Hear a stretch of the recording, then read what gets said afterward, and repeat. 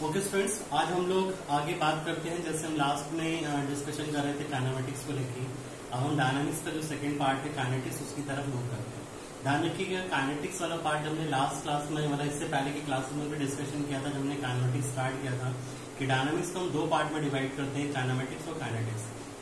Kinematics part में आप लोगों को याद होगा हम लोगों ने जो डिस्कशन किया, that is all about the displacement, time, velocities और इन सब के बारे में हमने डिस्कशन की बात की थी, और एक्सेलरेशन, इनका आपस में इंटर रिलेशनशिप। अब हम जो काइनेटिक्स उसमें बात करते हैं, जो कॉज है, मेन कॉज, किसी भी ऑब्जेक्ट को मोशन देने के लिए हमें फोर्स की रिक्वायरमेंट होती है। जब तक हम उस पर नहीं लगाएंगे तब तक वो ऑब्जेक्ट मूव नहीं करेगा।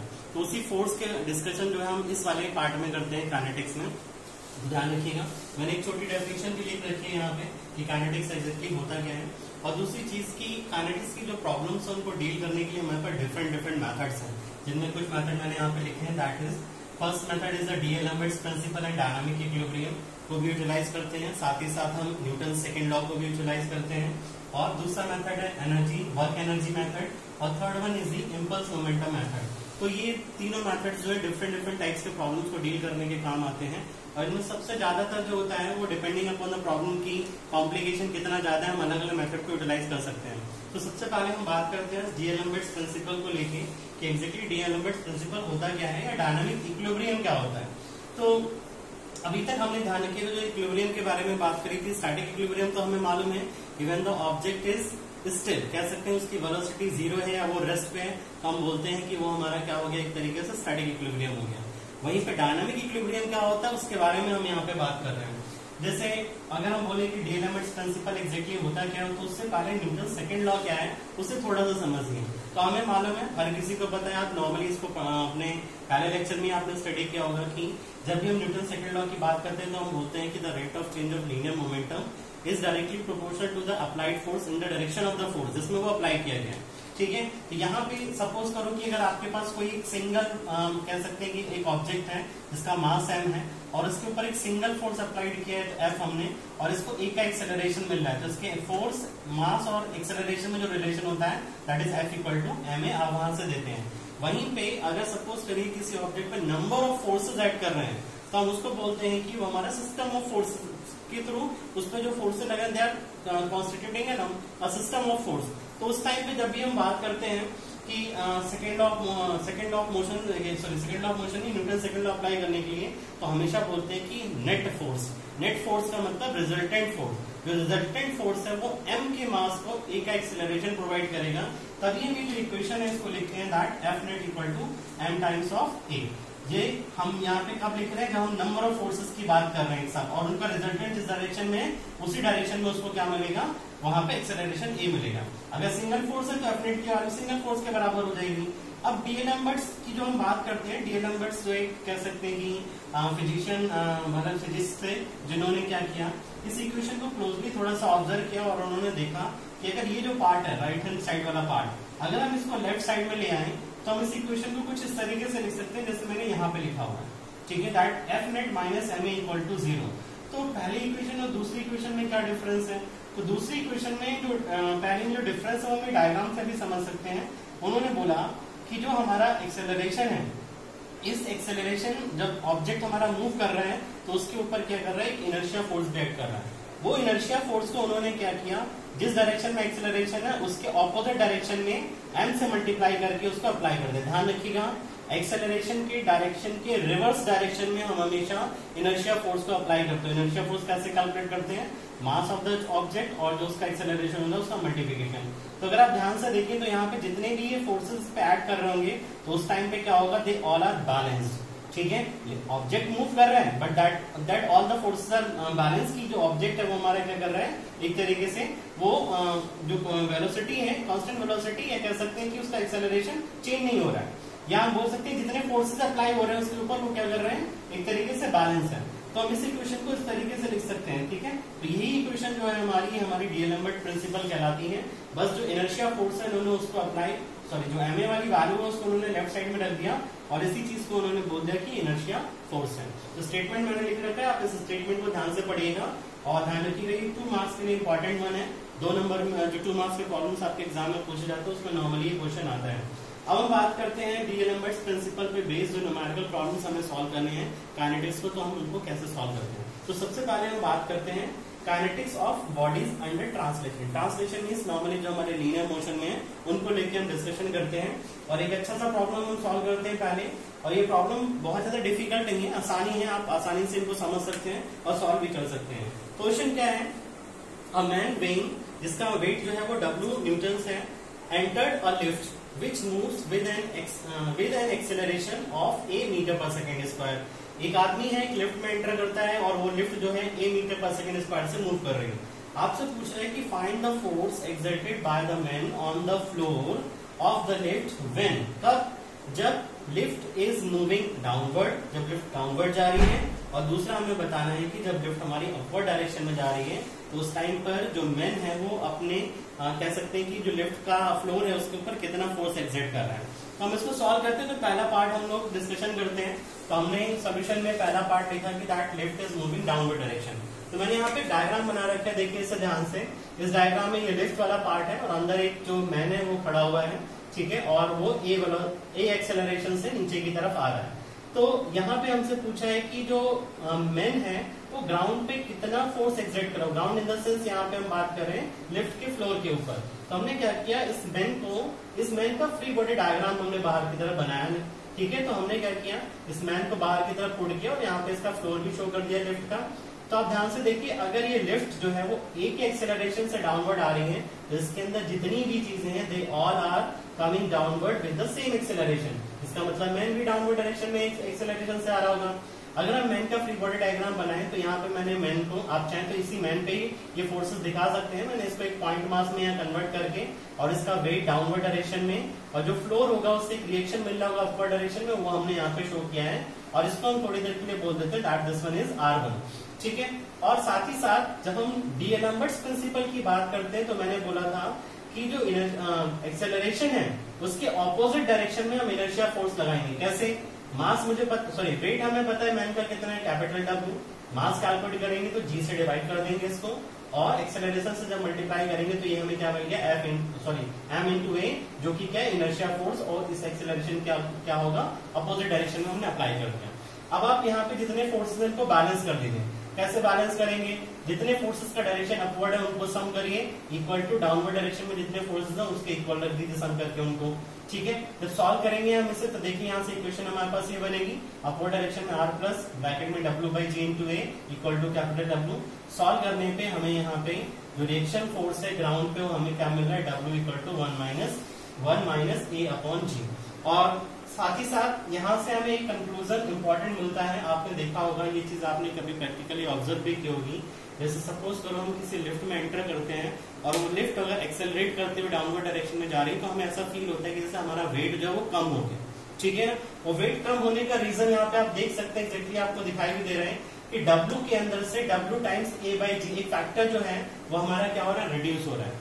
जो वेट हमें फील होता है एक तरीके से वो वही होता है जो रिएक्शन फोर्स हम एक्सर्ट कर रहे हैं फ्लोर के ऊपर। ये रिएक्शन फोर्स क्या हो जाता है, कम हो जाता है, तो उसी से हमारा वेट जो है वो हमें कम फील होता है। इसी तरीके से इसी क्वेश्चन को हम न्यूटन सेकंड लॉ से भी सॉल्व करते हैं। तो मैंने दोनों इसमें अप्लाई करके दिखाया आपको। पहले हमने सॉल्व किया था डीएलएम्बर्ट प्रिंसिपल से, अब हम बात करते हैं यूजिंग न्यूटन सेकंड लॉ। तो सेकंड लॉ से हमें क्या मिलेगा, उस टाइम पे हम इनर्शिया फोर्स नहीं लगाएंगे, ध्यान रखिएगा। तो एक्सेलरेशन क्या है इसका, डाउनवर्ड डायरेक्शन में है, तो रिजल्टेंट फोर्स किधर होना चाहिए, डाउनवर्ड डायरेक्शन में। और जो टोटल फोर्स यहाँ पे ऐड कर रहा है वो W डाउनवर्ड और R1 अपवर्ड डायरेक्शन में। इन दो फोर्सेस के अलावा कोई फोर्स ही नहीं है, तो क्या हो जाएगा, W माइनस R1, ये नेट फोर्स हो गया। और क्या प्रोवाइड करेगा, M के मास को A का एक्सेलरेशन। तो यहाँ से भी जब R की वैल्यू सॉल्व करेंगे तो आपको सेम रिजल्ट मिलेगा जो आपने डीएलएम्बर्ट प्रिंसिपल से ऊपर की तरफ सॉल्व कर रखा है। इसी तरीके से हम बात करते हैं कि लिफ्ट अगर अपवर्ड डायरेक्शन में मूव कर रही है तो A का एक्सेलरेशन हमने अपवर्ड डायरेक्शन में शो किया। सेम मेथड से हमने फ्री बॉडी डायग्राम ड्रॉ किया मैन के लिए, और यहाँ देखेंगे तो इनर्शिया फोर्स का डायरेक्शन क्या हो जाएगा, एक्सेलरेशन के जस्ट रिवर्स डायरेक्शन में। क्या, जो ऑब्जेक्ट का मास है मल्टीप्लाइड बाय द एक्सेलरेशन, तो कितना होगा, डाउनवर्ड डायरेक्शन में W/G इंटू A। अब यहाँ पे हम फोर्सेस को इक्वेट करते हैं क्योंकि डीएलएम्बर्ट प्रिंसिपल हमें ही बताता है कि नेट फोर्स जो होगा वो इक्विलिब्रियम में, इसका मतलब डाउनवर्ड डायरेक्शन में जो फोर्सेस उनका सम करिए इक्वल टू अपवर्ड डायरेक्शन में जितने फोर्सेस हैं उनका सम कर दीजिए। तो क्या हो जाएगा, R equal to W plus W/G into a. Solve करेंगे तो यहाँ से आपको R की वैल्यू क्या मिल जाएगी, W टाइम्स 1 + A+G। यहाँ से आप एक कंक्लूजन और निकाल सकते हैं। जैसे सपोज करिए आप किसी लिफ्ट में ट्रैवल करते हैं, नॉर्मली हम सबने ये चीजें फील की हैं कि जब हम ऊपर की तरफ जाते हैं, ठीक है, और लिफ्ट अगर एक्सेलरेट कर रही है तो उस टाइम पे हमें ऐसा लगता है कि हमारा वेट ज्यादा है, ठीक है ना। और जस्ट बिकॉज ऑफ ये रिएक्शन फोर्स जो है आप देखेंगे यहाँ पे कि W टाइम्स A/G जो है ये फैक्टर हमारे वेट में क्या हो रहा है और ऐड हो जाता है, जस्ट बिकॉज ऑफ लिफ्ट के एक्सेलरेशन से। इसीलिए हमें वो चीज यहाँ पे फील होती है। और यही सेम चीज जो है आप सेम रिजल्ट को कैलकुलेट कर सकते हैं किससे, न्यूटन सेकेंड लॉ अप्लाई करके। तो यहाँ पे हम क्या करेंगे, दैट एक्सेलरेशन अपवर्ड डायरेक्शन में R - W नेट फोर्स हो गया, उसको रिजल्ट एक्सेलरेशन प्रोवाइड कर रहा है, तो R - W equal to W/G into A, यानी कि M इंटू ए। यहाँ से सॉल्व करेंगे तो वही सेम रिजल्ट जो आपने ऊपर की तरफ निकाला है, ठीक है। तो इस तरीके से हमें ये दोनों रिजल्ट जो है जो हमसे पूछे गए थे, रिएक्शन फोर्स कितना एक्सर्ट करेगा मैन फ्लोर के ऊपर, यहाँ पे ध्यान रखिएगा ये जो R मैंने यहाँ शो किया है that is R by the floor on the man. आप बोल सकते हैं कि इसके जस्ट रिवर्स डायरेक्शन में R होगा, मैग्नीट्यूड उसका यही होगा जो हमने यहाँ पे डिनोट कर रखा है। अब यहाँ से दो इंपॉर्टेंट कंक्लूजन हमें दिखाई देते हैं, वो मैंने यहाँ पे लिख रखे हैं कि when lift is moving with acceleration downward, the man exerts less force on the floor of the lift, and while moving upward, he exerts more force on the floor of the lift। ठीक है, जैसे अभी मैंने explain किया, similarly वही चीज है। दूसरा यहाँ पे एक इंपॉर्टेंट कंक्लूजन और है कि if the lift moves with uniform velocity, then the acceleration is 0। Simple सी बात है, अगर कांस्टेंट वेलोसिटी से मूव करें तो चेंज ऑफ वेलोसिटी 0 हो जाएगा, तो वहां से क्या हो जाएगा, एक्सेलरेशन 0 हो जाएगा। यानी कि जो लिफ्ट है वो हमारी कांस्टेंट वेलोसिटी से मूव कर रही है, 0 एक्सेलरेशन से। इसका मतलब चाहे लिफ्ट ऊपर जाए या नीचे जाए, अगर वो कांस्टेंट वेलोसिटी से मूव कर रही है तो उस टाइम पे जो force exerted by the man on the floor होगा that will be the same, और उसकी वैल्यू जो होगी वो क्या होगी, exactly equal to his weight. जो उसका खुद का वेट होगा उसी वेट के इक्वल वो रिएक्शन फोर्स हो जाएगा। ठीक है, एक छोटा सा इंपॉर्टेंट कह सकते हैं कि ऑब्जेक्टिव टाइप का प्रॉब्लम इसमें बन सकता है, अगर किसी कॉम्पिटिशन पॉइंट ऑफ व्यू से अगर उसको डालना है उसमें पेपर में, तो उस चीज को ध्यान रखिएगा। अब हम एक चीज और बात करते हैं कि एक और क्वेश्चन हमने लिया है यहाँ पे, जो सेकंड क्वेश्चन में बात कर रहा हूँ कि एक एलिवेटर केज है। जैसे आपने देखा होगा जो माइंस फील्ड्स होते हैं, जहाँ पे कोयले की माइंस है, मतलब कोल माइंस है इस तरीके की, तो वहां पे क्या होता है, बहुत डीप में जाके वहां से जो कोल है उसको डिग करना होता है। तो वहां पे कुछ केजेस जो उनका यूटिलाइजेशन किया जाता है एज ए लिफ्ट, जो पर्सन है उनको ऊपर से नीचे जाने के लिए, या कोई कोल जो है उसको बाहर निकालने के लिए भी। ठीक है, तो वही का उसी तरीके की प्रॉब्लम है ये कि an elevator cage of mine shaft weighing 8 kilo newton, उसका वेट जो है कि इसका 8 किलो न्यूटन आपको गिवन है, ध्यान रखना है यहाँ पे। और व्हेन एम्प्टी, जब वो खाली है, इज लिफ्टेड और lowered by means of a wire rope, और जब वो खाली है तो उसको क्या करते हैं, एक रोप के थ्रू ऊपर की तरफ ले जाते हैं, नीचे की तरफ उसको छोड़ते हैं। जैसे सिंपल से एग्जांपल आप देख सकते हैं, कुएं से पानी निकालते हैं, ठीक है, बाल्टी भर के, तो वही टाइप का यहाँ पे केज मैकेनिज्म जो एक तरीके का होगा कि उसके थ्रू उसको हम लिफ्ट भी करते हैं और डाउनवर्ड भी करते हैं। क्या है क्वेश्चन आगे, once a man weighing 600 newton, एक आदमी है जिसका वेट 600 न्यूटन है, जैसे ही वो लिफ्ट में एंटर करता है and lowered with uniform acceleration, हो ध्यान रखिएगा नीचे की तरफ वो जा रहा है, किससे, यूनिफॉर्म एक्सेलरेशन से। यहाँ पे बोला भी है such that when a distance of 187.5 meter was covered, the velocity of the cage was 25 meter per second। यानी कि जैसे उसने एंटर किया, लेट चलना स्टार्ट की, लोअर हो रही है और एक कांस्टेंट एक्सेलरेशन से नीचे की तरफ जा रही है, तो इतनी डिस्टेंस चलने के बाद उसकी वेलोसिटी इतनी है। ये हमें कुछ कैलकुलेशन करने के लिए दिया हुआ है, क्या कैलकुलेट करना है हमें, इससे हम आगे बात करेंगे। फिर कहता है determine the tension in the rope and the force exerted by the man on the floor of the cage. यानी कि यहाँ पे हमें बताना है कि जो रोप होगी जिससे वो केज बंधा है उसमें टेंशन कितना होगा, और साथ ही साथ जो मैन है वो केज के ऊपर कितना कह सकते हैं रिएक्शन फोर्स एक्सर्ट कर रहा है। सेम जो हमने इससे पहले प्रॉब्लम सॉल्व किया वैसे ही है। अब हमें यहाँ पे पहले बात करनी है केज को लेके, तो केज जैसे ऊपर की तरफ सस्पेंडेड होगा किससे, किसी केबल से, तो हमने बोला कि उस केबल में जो टेंशन है उसकी वैल्यू कैपिटल टी है। और साथ ही साथ हम इस टोटल केज और मैन को लेके इसका फ्री बॉडी डायग्राम अगर ड्रॉ करें तो टोटल वेट हमें क्या मिलेगा डाउनवर्ड डायरेक्शन में, जो कि कितना हो जाएगा 8000 न्यूटन प्लस 600 न्यूटन, यानी कि 8600 न्यूटन। ध्यान रखिएगा जब भी वेट आपको किलो न्यूटन में दे रखा है आप उसको न्यूटन में यूज करेंगे, ठीक है। और एक की वैल्यू मीटर पर सेकंड स्क्वायर, ठीक है, एमकेएस यूनिट्स में हम तभी को यूटिलाइज करेंगे यहाँ पे।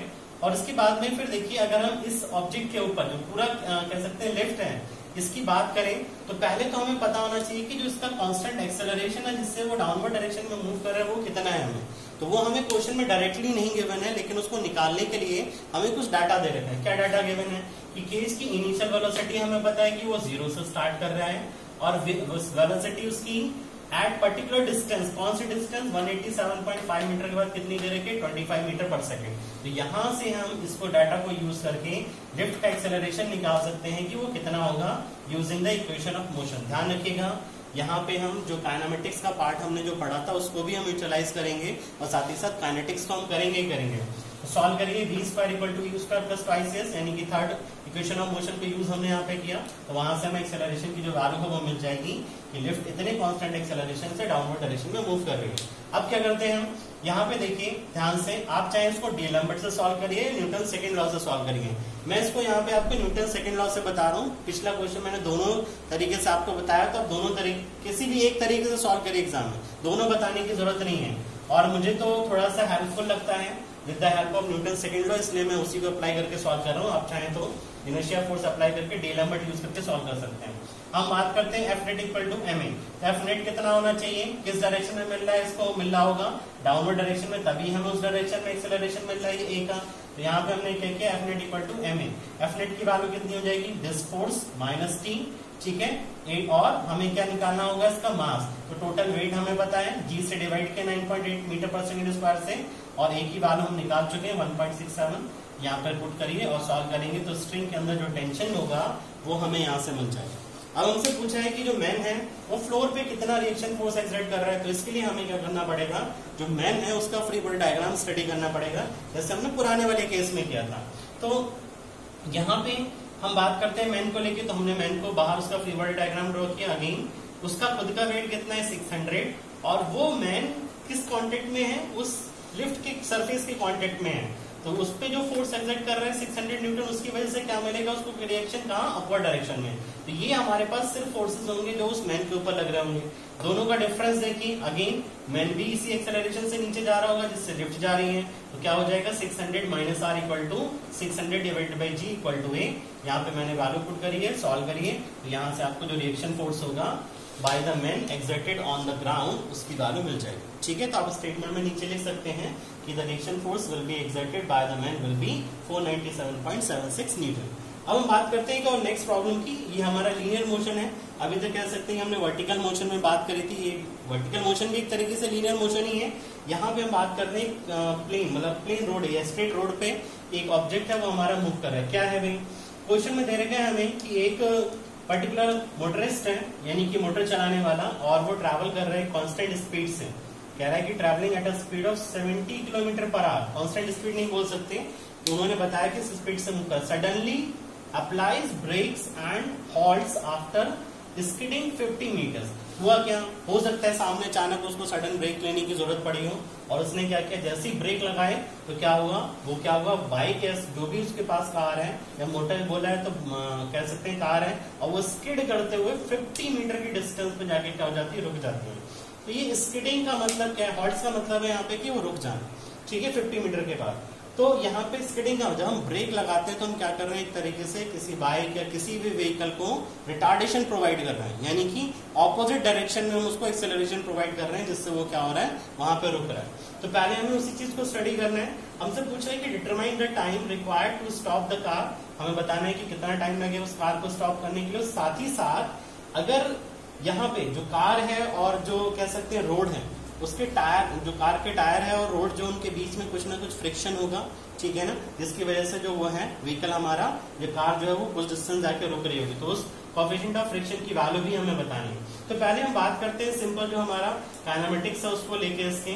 तो हमने यहाँ पे मैंने एक डायग्राम भी ड्रॉ कर रखा है, देखिए ये पॉइंट ए हमने इस कॉर्नर पे डिनोट किया है इसको, और यहाँ से ये चल रहा है आगे की तरफ जाके, इसकी वेलोसिटी इनिशियल हमें पता है u कितना दे रखा है 70 किलोमीटर पर आवर, इसको हमने मीटर पर सेकंड में कन्वर्ट किया विच इज 19.44 मीटर पर सेकंड। अगर हम 5/18 से डायरेक्टली 70 को मल्टीप्लाई कर देंगे तो हम इसमें कन्वर्ट कर लेंगे मीटर पर सेकंड में। अब रुक रहा है कहाँ, एस डिस्टेंस चल के हमें पता है कितनी है, और वेलोसिटी कितनी हो जा रही है 0। रुक रहा है मतलब 0 वेलोसिटी, और एक्सेलरेशन क्या होगा, रिवर्स डायरेक्शन में, तभी वो रुक पा रहा है।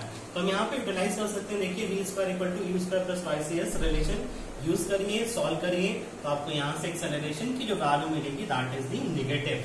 हमने इस डायरेक्शन को पॉजिटिव एज्यूम किया है इस डायरेक्शन में और वैल्यू नेगेटिव आ रही है, एक ही इसका मतलब क्या हुआ कि हमारे पास जो एक्सेलरेशन है वो नेगेटिव होगा। आप चाहें तो यहाँ पे हम यहाँ पे इसके एक्सेलरेशन के डायरेक्शन को रिवर्स ना दिखा के हमने आगे की तरफ दिखा दिया। तो अगर अब हम अगर इक्वेशन यूज कर रहे हैं तो यहाँ से ए नेगेटिव आ रहा है, इसका मतलब एक्चुअल में इसका डायरेक्शन फॉरवर्ड ना हो के इस डायरेक्शन में ना हो के क्या होगा, इधर की तरफ को होगा, ए की वैल्यू जो होगी, ठीक है ना। तो ये हमने बाद में डिनोट किया, ध्यान रखिएगा कैलकुलेशन के बाद, तभी हमने इसको बोला रिटार्डेशन। अब हमने क्या किया, कितने टाइम के बाद रुकेगा, तो एक्सेलरेशन जब मुझे पता लग गया तो अगेन हम इक्वेशन ऑफ मोशन फर्स्ट वाली यूटिलाइज करके यहाँ से टी की वैल्यू निकाल सकते हैं, जो कि हमने निकाली 5.14 सेकेंड। अब हम बात करते हैं कि जो टायर और रोड के बीच में फ्रिक्शन जो होगा वो कितना होगा। तो यहाँ से लेके यहाँ तक के बीच में किसी भी जगह पे हमने क्या किया, जैसे ब्रेक अप्लाई किए, उसके बाद ए से लेके बी के बीच का हमने कहीं पे भी उसका एक फ्री बॉडी डायग्राम ड्रॉ किया। क्या डायग्राम है, यहाँ पे देखिए, यहाँ पे सिंपली क्या है कि जो कार है उसका वेट डाउनवर्ड डायरेक्शन में ऐड कर रहा होगा, उसका रिएक्शन फोर्स अपवर्ड डायरेक्शन में ग्राउंड से, और उस पर जो फ्रिक्शन होगा उसका डायरेक्शन क्या होगा, बैकवर्ड, तभी कार रुक रही है, अदरवाइज वो नहीं रुकेगी। तो एफ की वैल्यू क्या हो जाएगी, that is mu equal to mu into R, और आर की वैल्यू हम निकाल सकते हैं वर्टिकल इक्विलिब्रियम को कंसीडर करके, कितना हो जाएगा वो डब्ल्यू के इक्वल। तो एक तरीके से एफ कितना हो गया, म्यू इनटू डब्ल्यू के इक्वल। तो अगर हम देखें यहाँ पे तो एक सिंगल फोर्स क्या है यहाँ पे, म्यू आर, जो कि हमें ए के मास को क्या कर, सॉरी डब्ल्यू के सॉरी एम के मास को, जो हमारा डब्ल्यू बाई जी होगा उसको क्या कर रहा है, ए का एक्सेलरेशन या कह सकते हैं रिटार्डेशन प्रोवाइड कर रहा है। तो दोनों का डायरेक्शन सेम है, इसलिए हमने दोनों को यहाँ पे इक्वेट कर दिया कि ये सिंगल फोर्स इसको ये एक्सेलरेशन प्रोवाइड कर रहा है, या जो कि हमारा क्या retardation at F equal to M A, और ये एफ हमारा क्या म्यू इनटू आर, आर की वैल्यू हमें पता है डब्ल्यू हो जाएगी, और इधर मास कैसे निकालेंगे, डब्ल्यू पॉइंट जी से सॉल्व करेंगे तो ये डब्ल्यू डब्ल्यू कैंसिल, और फाइनली सॉल्व करने पे जी की यू की जो वैल्यू, सॉरी यू नहीं, this is mu, coefficient of friction की वैल्यू क्या आ जाएगी 0.39, ठीक है। तो इस तरीके से जो रोड है वो और टायर के बीच का जो कोएफिशिएंट ऑफ फ्रिक्शन होगा उसकी वैल्यू भी हमने यहाँ पे कैलकुलेट करी। तो इस तरीके के मल्टीपल प्रॉब्लम जो है वो आपको एग्जाम में मिल सकते हैं सॉल्व करने के लिए, तो हम उसमें काइनेमेटिक्स भी यूज करेंगे और काइनेटिक्स पार्ट जो उसको भी यूज करके उन प्रॉब्लम्स को नॉर्मली सॉल्व करते हैं, ठीक है। तो आगे की क्लासेस में भी हम कुछ और न्यूमेरिकल प्रॉब्लम्स को सॉल्व करेंगे, और आज के लिए इतना ही, आगे हम लोग नेक्स्ट क्लास में बात करते हैं।